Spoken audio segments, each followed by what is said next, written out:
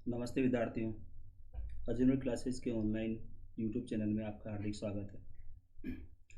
आज अपन बात करें करंट जीके क्वेश्चंस पर।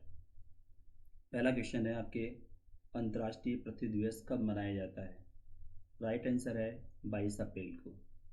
और इसमें आपको एक बात और ध्यान रखनी है, वो ये कि प्रतिवर्ष जो 22 अप्रैल को पृथ्वी दिवस मनाया जाता है, अंतर्राष्ट्रीय पृथ्वी दिवस, तो इसमें प्रतिवर्ष इस पर थीम रखी जाती है।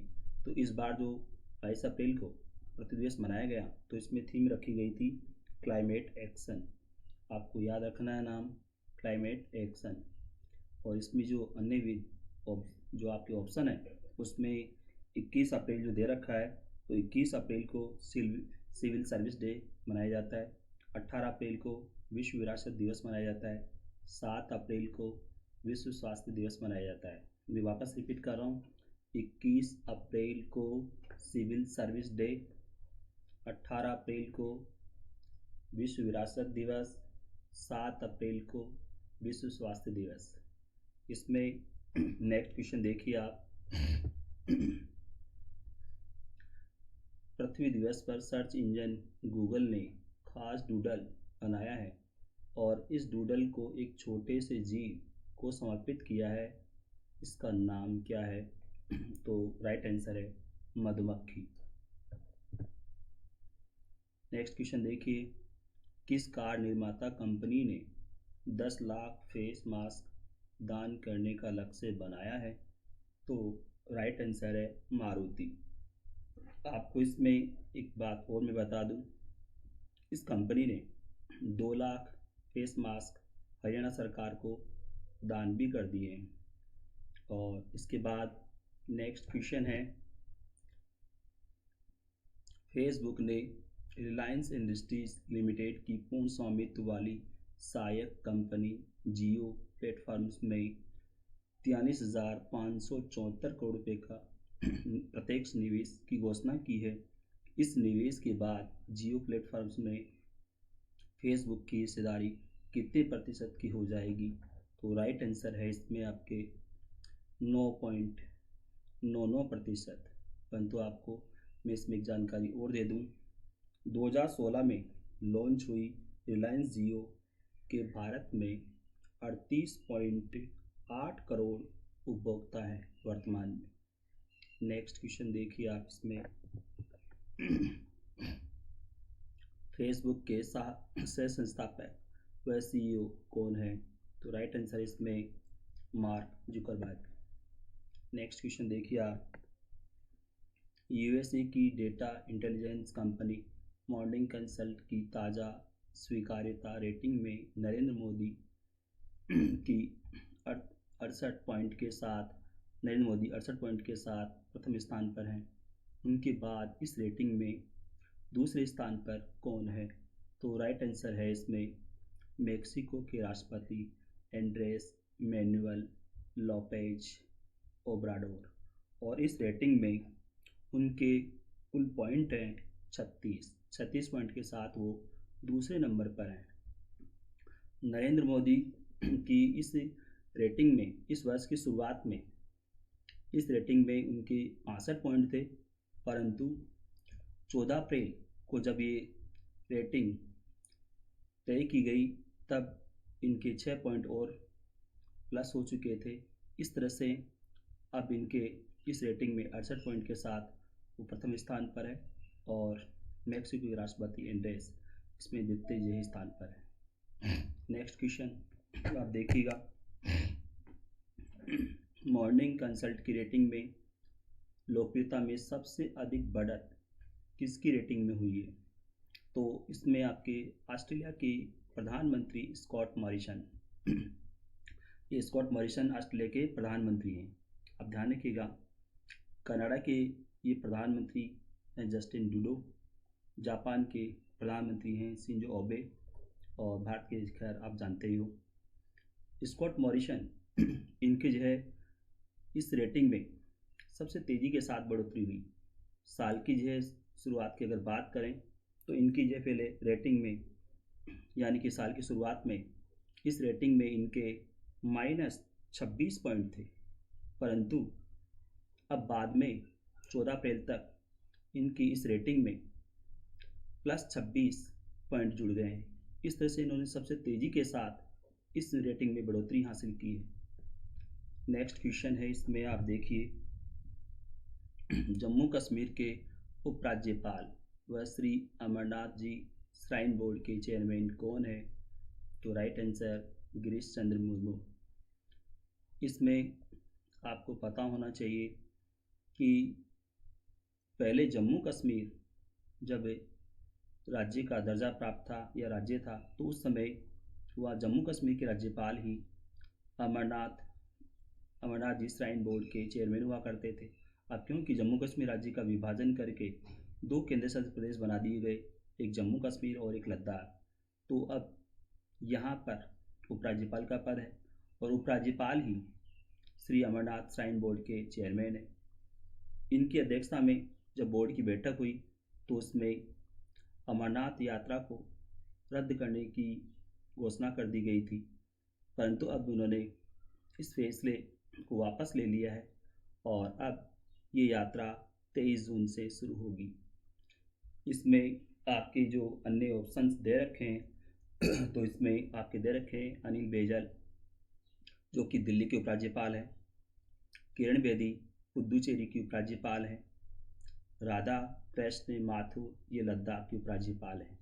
मैं वापस रिपीट कर दूं, अनिल बैजल दिल्ली के उपराज्यपाल, किरण बेदी पुदुचेरी की उपराज्यपाल, राधा कृष्ण ये लद्दाख के उपराज्यपाल। देखिए उपराज्यपाल का जो पद है वो पहले दिल्ली, पुदुचेरी और अंडमान निकोबार इन 3 केंद्र शासित प्रदेशों में था और अब क्योंकि जम्मू कश्मीर राज्य का विभाजन करके 2 केंद्र शासित प्रदेश बना दिए गए, एक जम्मू कश्मीर और एक लद्दाख, तो 2 उपराज्यपाल के पद अब यहाँ पर भी हो गए, एक जम्मू कश्मीर का उपराज्यपाल का पद और एक लद्दाख का उपराज्यपाल का पद। तो इस तरह से अब उपराज्यपाल के पद 5 जगह हैं और बाकी के केंद्र शासित प्रदेश जो है वहाँ पर प्रशासक का पद होता है। इसमें नेक्स्ट क्वेश्चन देखिए आप, डॉक्टरों, स्वास्थ्य कर्मियों और स्वास्थ्य कार्यकर्ताओं पर लगातार हो रहे हमलों के कारण केंद्र सरकार ने 123 वर्ष पुराने महामारी कानून में अध्यादेश के जरिए संशोधन किया है। इस कानून में अब अधिकतम कितनी सज़ा का प्रावधान किया गया है? तो राइट आंसर है 7 वर्ष।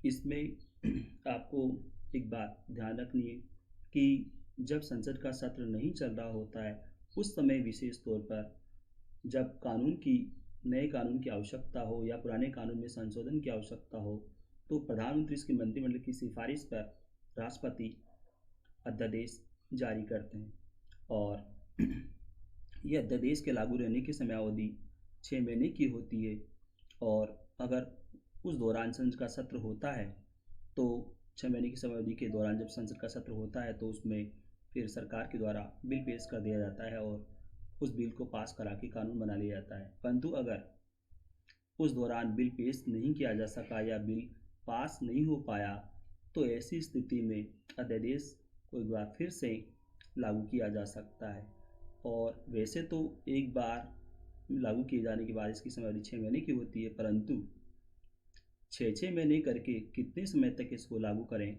इसके लिए कोई समय सीमा नहीं है।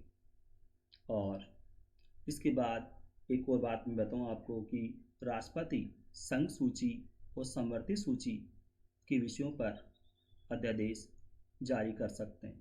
राज्य सूची के विषय पर अध्यादेश जारी करने का अधिकार राज्यपाल को होता है। नेक्स्ट क्वेश्चन, ईरान ने अपना पहला सैन्य उपग्रह लॉन्च किया है, उसका नाम क्या है? तो राइट आंसर है नूर।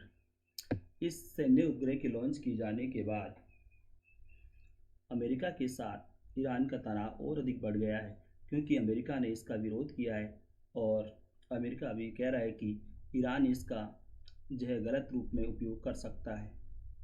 नेक्स्ट क्वेश्चन है, किस राज्य सरकार ने 22 अप्रैल 2020 को सभी तंबाकू उत्पादों के उपयोग व बिक्री पर प्रतिबंध लगा दिया है? तो राइट आंसर है झारखंड। इसमें तंबाकू उत्पादों से मतलब है बीड़ी, सिगरेट, ई सिगरेट, और तंबाकू, खैनी, पान मसाला, ये सब तंबाकू उत्पादों में आते हैं। तो इन सभी के उपयोग और बिक्री पर यहाँ पर रोक लगा दी गई है झारखंड में।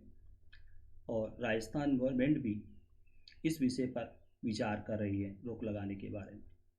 नेक्स्ट क्वेश्चन देखिए, इसमें आप सुप्रीम कोर्ट ने किस राज्य के राज्यपाल द्वारा जारी किए गए उस सरकारी आदेश को रद्द कर दिया है जिसमें अनुसूचित जनजाति शिक्षकों के लिए पूर्ण आरक्षण से मतलब है 100% पूर्ण आरक्षण की पुष्टि की गई थी। तो राइट आंसर है आंध्र प्रदेश। आंध्र प्रदेश के जो राज्यपाल हैं उनका नाम है विश्वभूषण हरिचंदन। मैं वापस नाम रिपीट कर रहा हूँ, विश्वभूषण हरिचंदन। तो क्योंकि सुप्रीम कोर्ट ने अपने आदेश में कहा है कि आरक्षण 50% से अधिक नहीं हो सकता, परंतु यहाँ पर ये आरक्षण 100% किया गया था शिक्षकों के लिए अनुसूचित जाति के इस एरिया में। परंतु अब सुप्रीम कोर्ट ने इस राज्यपाल के आदेश को रद्द कर दिया है क्योंकि ये 50% ज़्यादा आरक्षण की व्यवस्था नहीं हो सकती। इसमें आपके आंध्र प्रदेश के राज्यपाल के अलावा मैं आपको बता दूं, एमपी के राज्यपाल हैं लालजी टंडन, ओडिशा के जो राज्यपाल है गणेशी लाल, और झारखंड के राज्यपाल हैं द्रौपदी मुर्मू। नेक्स्ट क्वेश्चन देखिए आप, विश्व शतरंज महासंघ ने ऑनलाइन नेशंस कप शतरंज टूर्नामेंट की घोषणा की है जिसमें विश्वनाथन आनंद सहित गैरी कास्पारोव भी हिस्सा लेंगे। गैरी कास्पारोव किस देश के शतरंज खिलाड़ी हैं? तो राइट आंसर है रूस। नेक्स्ट क्वेश्चन देखिए आप, वीडियो कॉन्फ्रेंसिंग के लिए इस्तेमाल किया जा रहा जूम ऐप किस देश का है? तो राइट आंसर है चीन।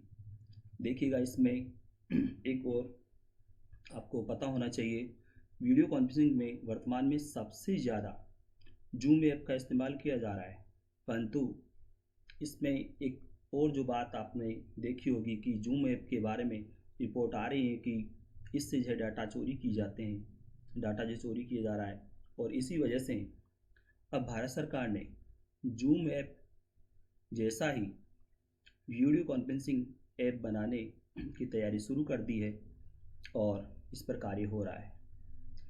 और नेक्स्ट क्वेश्चन देखिए आप, इसमें विश्व स्वास्थ्य संगठन के महानिदेशक कौन है? तो right answer Tedros Adhanom Ghebreyesus. आपको ध्यान रखना है ये इथियोपिया के नागरिक हैं और विश्व स्वास्थ्य संगठन का मुख्यालय जेनेवा में है। एक बात आपने और जो है देखी होगी इस बात को अखबारों में कि टेड्रोस पर इस बात का आरोप लग रहा है कि इन्होंने सच्चाई को, चीन की जो है सच्चाई को दुनिया के सामने नहीं लाए, उसकी जानकारी को छुपाया। चीन ने भी इनसे जो जानकारी को छुपाया और इन्होंने भी उस बात को दुनिया के सामने नहीं रखा। इसीलिए अमेरिकी राष्ट्रपति डोनाल्ड ट्रंप ने WHO को फंडिंग रोक दी है। और परंतु इसमें एक बात जो आपको ध्यान रखनी है कि USA ने भले ही ये फंडिंग रोक दी, परंतु आयरलैंड ने WHO को दी जाने फंडिंग में 4 जो है गुना बढ़ोतरी की है और वो 78 करोड़ रुपया WHO को देगा फंडिंग के तौर पर। इसमें नेक्स्ट क्वेश्चन, स्टीफन हॉकिंग किस देश के प्रसिद्ध वैज्ञानिक रहे हैं? तो राइट आंसर है UK, यूनाइटेड किंगडम दूसरा। और इसमें आपको पता होगा स्टीफन हॉकिंग जो एक महान वैज्ञानिक रहे हैं और इन्होंने ब्रह्मांड की कई जो है गुत्थियों को, कई रहस्यों को इन्होंने सुलझाने में जो है योगदान दिया है। इनको जो है पार्किंस जैसी एक खतरनाक बीमारी हो गई थी जिसकी वजह से ये व्हीलचेयर पर ही रहते थे, और परंतु फिर भी इन्होंने ब्रह्मांड के रहस्यों को सुलझाने में अपना योगदान दिया। इनके परिवार ने इनका वेंटिलेटर और अन्य चिकित्सा उपकरण वो सब दान कर दिए। विद्यार्थियों, ये वीडियो आपको कैसा लगा? आप इसको लाइक करिए, सब्सक्राइब करिए। धन्यवाद।